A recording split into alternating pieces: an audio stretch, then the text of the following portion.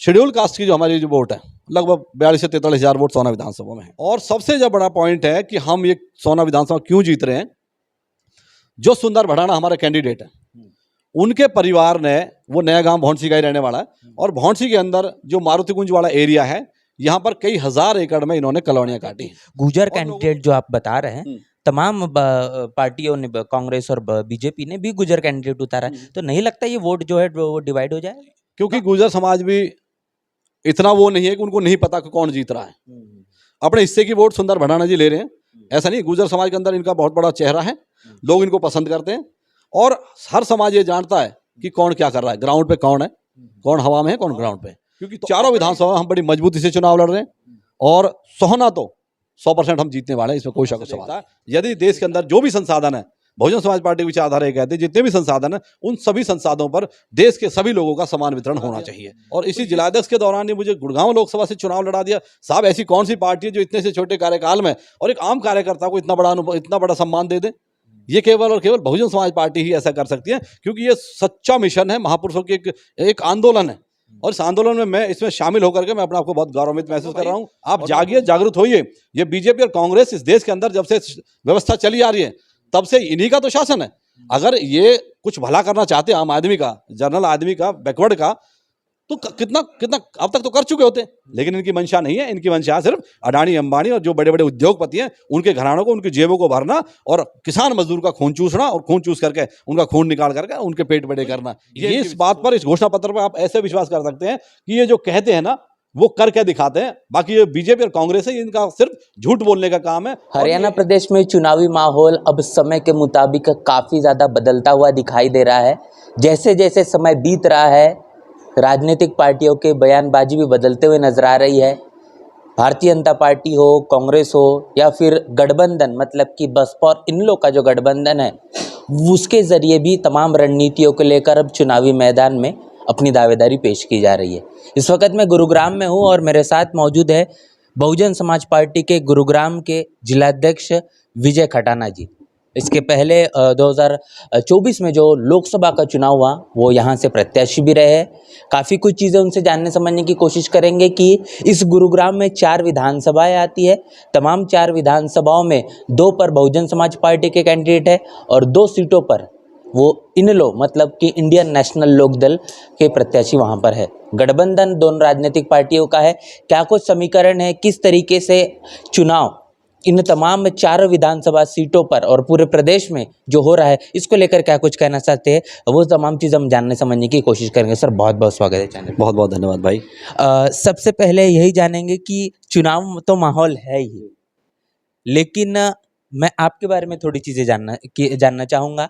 मैंने आपका जैसा परिचय दिया, आपका नाम विजय खटाना जी है, आप गुजर तबके से आते, जहाँ तक मैं जान पा रहा हूँ।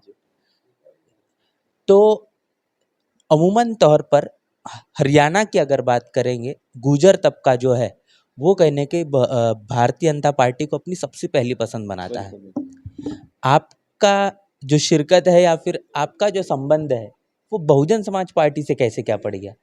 किस तरीके से आप बसपा से जुड़े, और उसके बाद जिलाध्यक्ष भी आप हैं? जी जी, देखिए पराग भाई, जैसे मेरा जो बैकग्राउंड है, मेरे दादाजी भी सरपंच रहे गांव के, मेरे पिताजी भी सरपंच रहे, और फिर गांव बस्ती ने फिर मुझे भी आशीर्वाद दिया तो मुझे भी सरपंच बना दिया।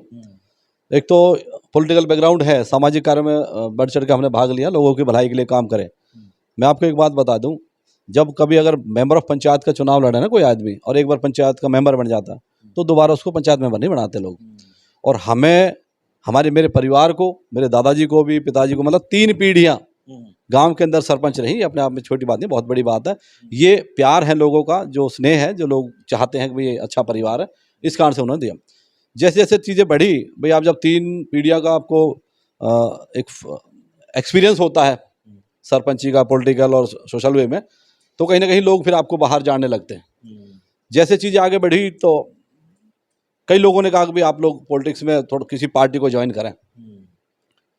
तब मुझे लगा कि कांग्रेस और बीजेपी जो पार्टियां, ये बड़े समंदर हैं, इनके अंदर आप एंट्री करोगे तो आप कहीं ना कहीं दरी बिछाते रह जाओगे। कोई, क्योंकि बड़ा पेड़ छोटे पेड़ को उगने नहीं देता, तो पीछे हम लंबी लाइन होती, कोई पूछता नहीं। जहाँ एक मैन जो टारगेट होता वहाँ पहुँचना बहुत मुश्किल होता। मैंने दिमाग लगाया कि भाई बहुजन समाज पार्टी एक ऐसी पार्टी है, मैं बहुजन समाज के पार्टी के पदाधिकारियों से मिला, लोगों से मिला, तो जाना उसके बारे में, फिर पढ़ा मैंने बहुजन समाज पार्टी क्या है, कैसे है।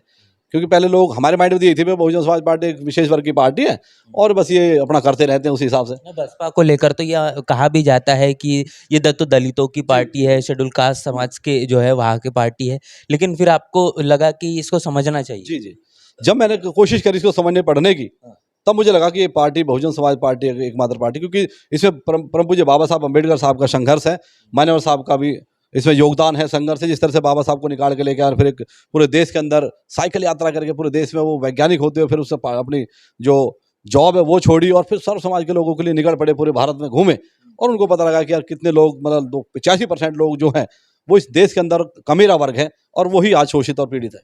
तब उन्होंने बहुजन समाज पार्टी का निर्माण करा और मुझे लगा, मतलब जब से मैं पार्टी में आया तो मेरे पार्टी के जो बड़े पदाधिकारी हैं उनसे मुझे सीखने को मौका मिला। तब लगा कि हाँ, पार्टी में आने के बाद मुझे ये महसूस हुआ कि मैं कौन हूँ, ये मेरी पहचान मुझे पता लगी। और ये पूरी दुनिया के अंदर एक ऐसा विचार है बहुजन समाज पार्टी का जो सर्व समाज के लोगों को समानता, प्रभुत्व, मतलब संभाव की भावना से देखता है। यदि देश के अंदर जो भी संसाधन है, बहुजन समाज पार्टी विचारधारा ये कहती है जितने भी संसाधन है उन सभी संसाधनों पर देश के सभी लोगों का समान वितरण होना चाहिए। तो मैं समझता हूँ इस पार्टी से बढ़िया कोई पार्टी नहीं। जब से मैं इस पार्टी में जुड़ा हूँ इतना मान सम्मान पूरे क्षेत्र में बढ़ा है। मैं कहूँ मान सम्मान की सारी लड़ाई है, आप दूसरी पार्टी में चले जाइए, कोई नहीं पूछता आपको, लेकिन बहुजन समाज पार्टी में आप देखिए, एक 5 साल के छोटे से मेरे अनुभव में जो पॉलिटिकल मैं जुड़ा हूँ बीएसपी से, इस 5 साल के दौरान आप सबसे पहले मैं जब पार्टी से जुड़ा तो उन्होंने मुझे 3-4 महीने के बाद ही मुझे विधानसभा सोहना का उपाध्यक्ष लगा दिया, फिर साल भर के अंदर ये जिला का उपाध्यक्ष लगा दिया और अभी पिछले 3 साल से जनरल बॉडी का गुड़गांव से जिलाध्यक्ष लगा दिया और इसी जिलाध्यक्ष के दौरान ही मुझे गुड़गांव लोकसभा से चुनाव लड़ा दिया। साहब ऐसी कौन सी पार्टी है जो इतने से छोटे कार्यकाल में और एक आम कार्यकर्ता को इतना बड़ा अनुभव, इतना बड़ा सम्मान दे दे? ये केवल और केवल बहुजन समाज पार्टी ही ऐसा कर सकती है, क्योंकि ये सच्चा मिशन है, महापुरुषों की एक आंदोलन है और इस आंदोलन में मैं इसमें शामिल होकर के मैं अपने आपको बहुत गौरवान्वित महसूस कर रहा हूँ और मैं आपको विश्वास दिलाता हूँ जिस तरह से पार्टी ने मेरा मान सम्मान करा है, मैं इस पार्टी के मान सम्मान को कभी गिरने नहीं दूंगा। ये तमाम चीज़ें हमने समझने की कोशिश की। अब चुनाव के तौर पर हम बातचीत करते हैं। विधानसभा का चुनाव काफ़ी ज़्यादा अहमियत रखता है, खासतौर पर इनेलो और बसपा गठबंधन के लिए। सबसे पहले प्रदेश की बात करते हैं और फिर गुरुग्राम की। हरियाणा प्रदेश में जो चुनावी माहौल है, एक सवाल लगातार कांग्रेस के जरिए कहा जा रहा है कि ये गठबंधन पर आप बिल्कुल भी ना ध्यान दें, ये गठबंधन सिर्फ और सिर्फ वोट कटवा के तौर पर ही देखा जाए। देखिए जिस तरह से वो कह रहे हैं, कांग्रेस ये कह रही है कि भाई वोट कटवा के तौर पर इसको देखा जा रहा है, ये सीधा सीधा लोग समझते हैं, ये सीधा सीधा उनकी बौखलाहट है। अरे भाई आप ये भाई एक बात बताइए, चौधरी ओम प्रकाश चौटाला साहब ने प्रदेश के अंदर शासन करा है, वो राजा रहे हैं और लोगों ने उनको चुना है और इतना बड़ा प्रदेश उन्होंने चलाया है, तो ये कोई वोट कटवा वोट थोड़ी है। चौटाला साहब को लोग पसंद करते हैं और बीएसपी और इनेलो की जो विचारधारा है वो एक दोनों की सिमिलर विचारधारा है।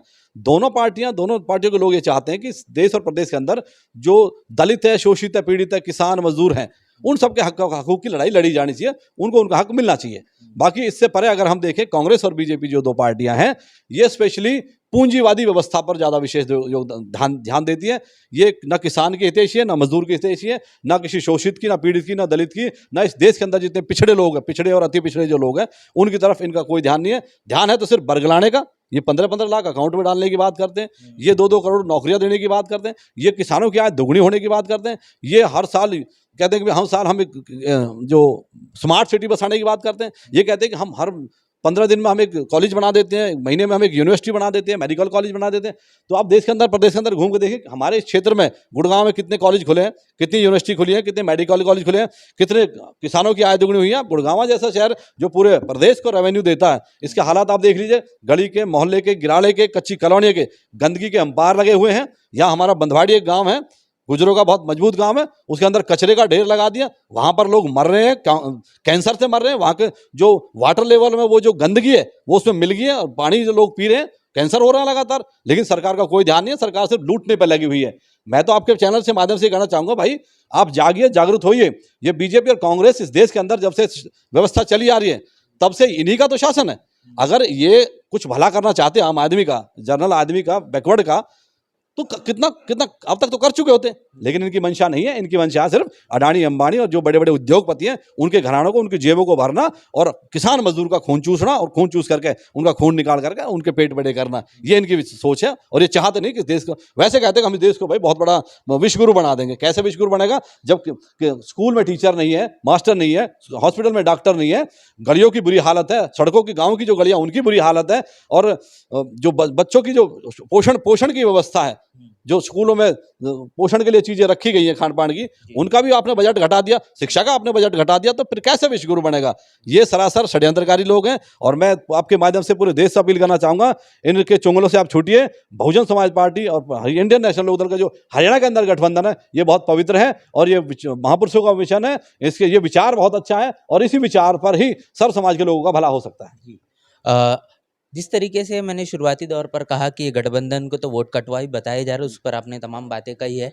अभी समय के मुताबिक तमाम घोषणा पत्र जारी किए जा रहे हैं। उसमें भाजपा का अपना घोषणा पत्र है, कांग्रेस का घोषणा पत्र है जिसमें वो 7 गारंटियां है, और बहुजन समाज पार्टी इंडो गठबंधन का अपना एक घोषणा पत्र है। आखिर तमाम घोषणा पत्रों में बसपा और इंडो गठबंधन पर ही क्यों जो हरियाणा प्रदेश की जनता विश्वास करे? बिल्कुल सही सवाल भाई आपका। बसपा और इनेलो का जो गठबंधन का जो घोषणा पत्र है, प्रदेश के लोग उस पर क्यों विश्वास करें, कैसे करें? मैं आपके चैनल से बताना चाहूंगा कि माननीय ओम प्रकाश चौटाला साहब और आदरणीय बहन कुमारी मायावती जी जब भी कोई आपको वादा करेंगे, कोई घोषणा करेंगे कि ये चीज अगर आप हमें बना दो तो हम ये काम करके दिखाएंगे, क्योंकि माननीय अभय सिंह चौटाला साहब बात के धनी हैं। जो बात उन्होंने कह दी उससे पक्के रहते हैं, डटे रहते हैं और वो करके दिखाते हैं। ऐसी आदरणीय बहन कुमारी मायावती जी हैं, जो उन्होंने वादा कर दिया वो पूरा करती हैं। अब जो हमारा घोषणा पत्र है उसमें आप देखिए, बहन जी का जब शासनकाल था तो उत्तर प्रदेश के अंदर अब कॉलेज, मेडिकल कॉलेज, स्कूल, बड़े बड़े रोड और यूनिवर्सिटियां बनाई, कितने ही स्कूल खोले। एक एक रुपए में गरीब लोगों को, जो बीपीएल फैमिलीज के लोग थे, उनको एक एक रुपए में मकान देने का काम करा। जो बगैर जमीन के लोग थे, जिनके पास जमीन नहीं थी, जो किसान थे जिनके पास जमीन नहीं थी, उनको 3-3 एकड़ के पट्टे दे करके उनको मतलब अपनी जमीन दी, आप इस पर अनाज उगाइए और आप भी जमींदार कहलाएं।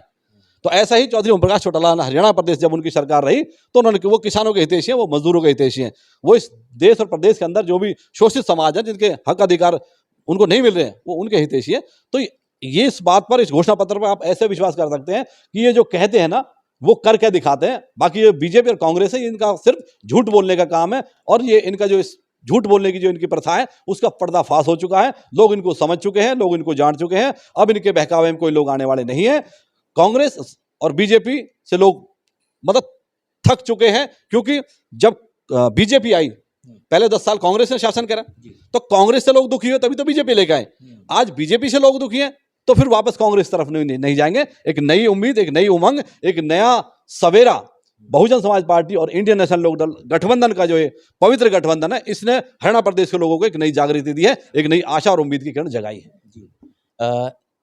गुरुग्राम को लेकर हम बात करेंगे। गुरुग्राम में तमाम 4 विधानसभा है। मैं चाहूंगा कि तमाम एक के बाद एक चारों विधानसभाओं पर गठबंधन की क्या कुछ दावेदारी है, प्रत्याशी किस तरीके से उतारेगा, उसके बारे में बताएं। देखिए, सबसे पहले मैं बात करूं सोहना की। सोहना विधानसभा बहुजन समाज पार्टी और इंडियन नेशनल लोकदल के लिए सबसे शुरू से ही हॉट रही है। यहाँ पर हमारी जो मतदाता है, जो हमारे कैंडिडेट हो, हमेशा मजबूत रहता। पिछली बार भी हमारी लगभग 40,000 वोट थे इसमें। सोहना हम कैसे जीत सकते हैं, क्यों मजबूत है, मैं आपको बताना चाहूंगा। पहली बात, शेड्यूल कास्ट की जो हमारी जो वोट है, लगभग 42 से 43,000 वोट सोहना विधानसभा में है। गुर्जर समाज 55,000 के लगभग है। मुस्लिम जो समाज है 64-65,000 वोट उनकी भी है। और सबसे जो बड़ा पॉइंट है कि हम ये सोहना विधानसभा क्यों जीत रहे हैं, जो सुंदर भड़ाना हमारा कैंडिडेट है, उनके परिवार ने, वो नया गांव भौंसी का ही रहने वाला है, और भौंसी के अंदर जो मारुति कुंज वाला एरिया है, यहाँ पर कई हजार एकड़ में इन्होंने कॉलोनियां काटी हैं और लोगों को बसाने का काम करा है। इन्होंने उजाड़ने का नहीं, इन्होंने बसाने का काम करा है।